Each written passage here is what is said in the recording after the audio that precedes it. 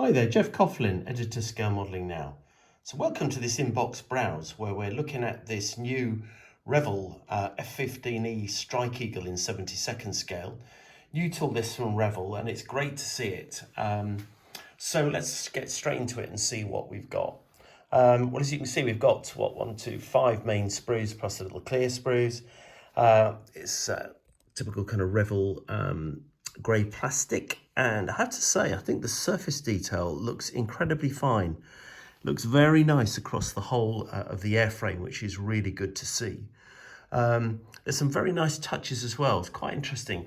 If you look at these wing tanks that we've got here, at first glance you think, oh, they got moulded on pylons, but actually the more closer you look, you can see there's actually a really fine hairline gap down the join. So it's only just joined where the sway braces or whatever they are would attach.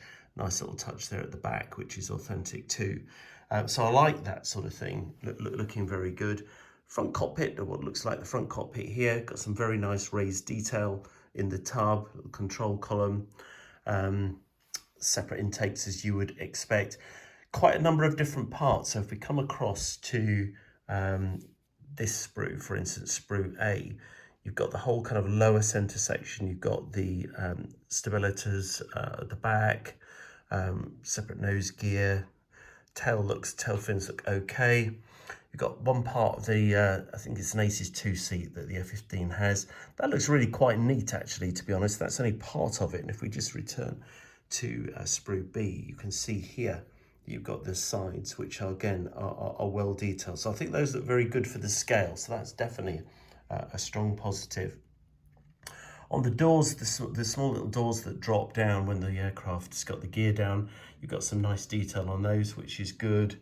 Some little fan blades for the engine, intakes, trunking, and so on. Two identical sprues here, covering these similar parts.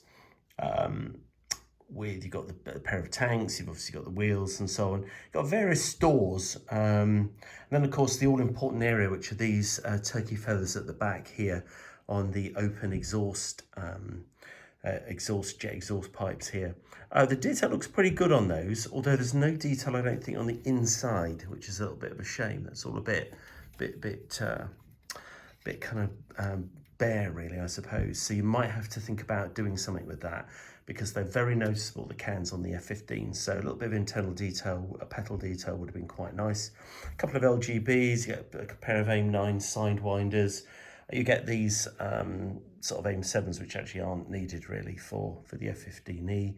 You get the little supporting rods for the turkey feathers at the back. So some of that will need to be looked at as to whether that's how sort of scale effective that is. What else have we got? Yeah, more of the same, because that's a duplicated sprue. And then of course you've got what looks like the underside of the fuselage here, rear cockpit, and then this bit that fits on the back. So I suppose what's coming to my mind is that this all fits together, these major sort of fuselage sections, then it's going to be happy days. If they don't, we're going to have a real problem. So we are absolutely going to be building this for scale modelling, not scale modelling now. So do keep a good eye out on the magazine for this build, because it's going to be coming soon. And of course you've got the big CFTs on either side as well. Yeah, so overall I do think it looks quite nice. Detail does look good. One small thing that I've spotted on a few different parts, particularly the weapons and so on, you've got some sink marks. Okay, you're not going to be using necessarily these weapons, but a few sink marks on those. I saw a few earlier when I was looking at it. Yeah, some on the winders here you can see sort of rounds, not sink marks, ejector pin marks, I should say, from the mould, little round ejector pin marks there.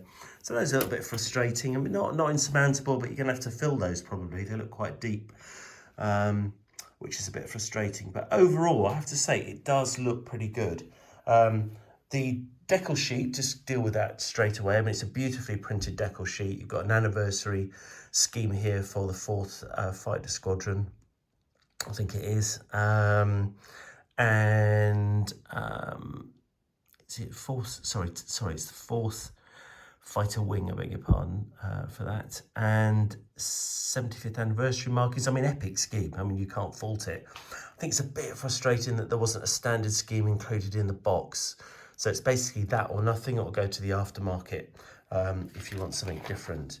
The Revell instructions exactly as you would expect, with the various Revell paint mixes shown at the front for the colours required, and then the exploded diagrams that show you the option to use decals in the cockpit, which I think make eminent sense in the scale.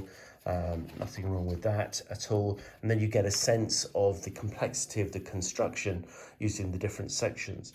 But as I say, if that all is engineered nicely and it fits well, then that should be absolutely fine.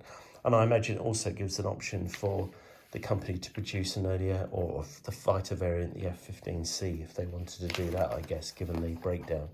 But overall, it doesn't look horribly complicated. It's just the breakdown of parts that you'll need to watch there.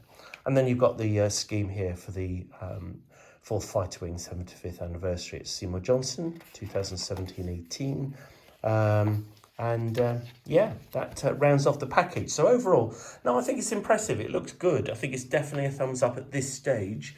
And as ever with these models, it's all in the building, isn't it? So we'll bring that to you as soon as we can in scale modelling now. So that's Revell's F-15E Strike Eagle in 70-second scale.